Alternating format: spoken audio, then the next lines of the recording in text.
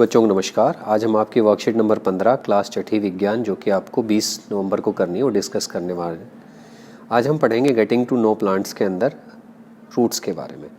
Roots of a plant grow inside the soil and there are two types of root system, जो कि दो तरह के root system होते हैं। एक को टैप रूट कहा जाता है, एक को फाइब्रस कहा जाता है। तो आपको करना क्या है, गार्डन में जाना है, वहाँ पर घास को उखाड़ के देखना है।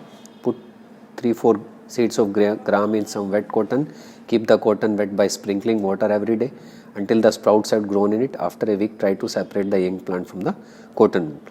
Does the gram was it easy to separate the cotton? आपने जो एक कॉटन प्लांट को लगाया था उसमें एक चने के पौधे को कॉटन के प्लांट के अंदर, और जब आपने उसकी जड़ें निकल आई तब उसको निकालने की कोशिश की तो क्या वो इजीली निकल गया? No.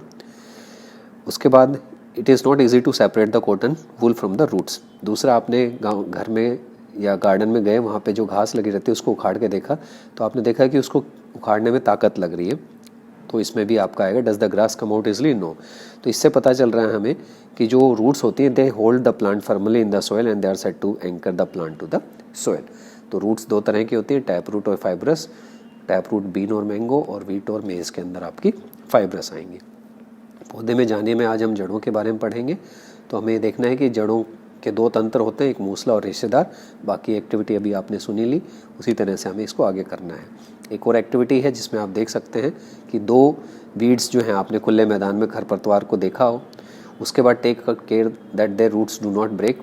Plant one of the weed in the soil in a pot a, cut off the roots from the other weed and plant. हमने क्या किया, एक वीड को ग्रो किया, दूसरे के नीचे से कटिंग कर दी।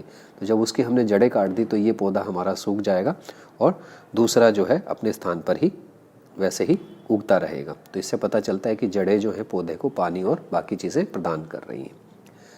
टैप रूट और फाइब्रस रूट की अगर बात करें तो इसके डिफरेंस को देख लेते हैं। There is mainly root forms which roots branches emerge. इसमें टैप रूट में क्या होता है, एक तो मेन रूट होती है और उसमें से फिर जो है अलग अलग रूट ऐसे निकली होती है। फाइब्रस रूट में क्या होता है, एक ही जगह सारी रूट्स निकली हुई होती है। तो ये सबसे बड़ा इनके अंदर अंतर होता है कि ये क्लस्टर में होती हैं, ये मेन रूट होती है, ठीक है ना।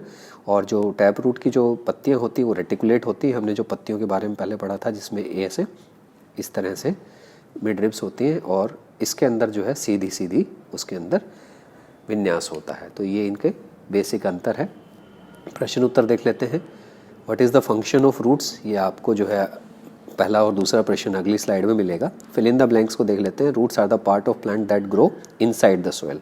फिर है there are two types of root, plants having reticulate venation also have tap root system and plants having fibrous roots have parallel venation. तो ये आप किसके अंदर लिख सकते हो, किसी पौधे में जड़ मिट्टी के अंदर का भाग है। ये का जो लिखना था आपने ये इसी में आ गया। उसके बाद पौधे में जो है दो प्रकार की जड़ें होती हैं, ये आपने यहाँ पे लिखना है। उसके बाद जिन पौधों की पत्तियों में जलिका रूपी शिरा विन्यास होता है उनमें मूसला जड़ें होती हैं और रेशेदार जड़ वाले पौधों की पत्तियों का श्री विन्यास समांतर होता है। उसके बाद जो है पहला प्रश्न का जो उत्तर आप यहाँ से लिख सकते हो कि रूट्स क्या क्या काम करती हैं, वाटर एब्जॉर्ब करती हैं, प्लांट को जो है ज़मीन से जोड़ के रखती हैं, और टैप रूट और फाइब्रस रूट में अंतर क्या है, ये दूसरे प्रश्न का उत्तर है। तो आपकी ये वर्कशीट कंप्लीट हुई। उम्मीद करते हैं आपको वर्कशीट पसंद आएगी। देखने के लिए धन्यवाद। चैनल को लाइक करें, कमेंट करें और दोस्तों के साथ शेयर करें। Thank you.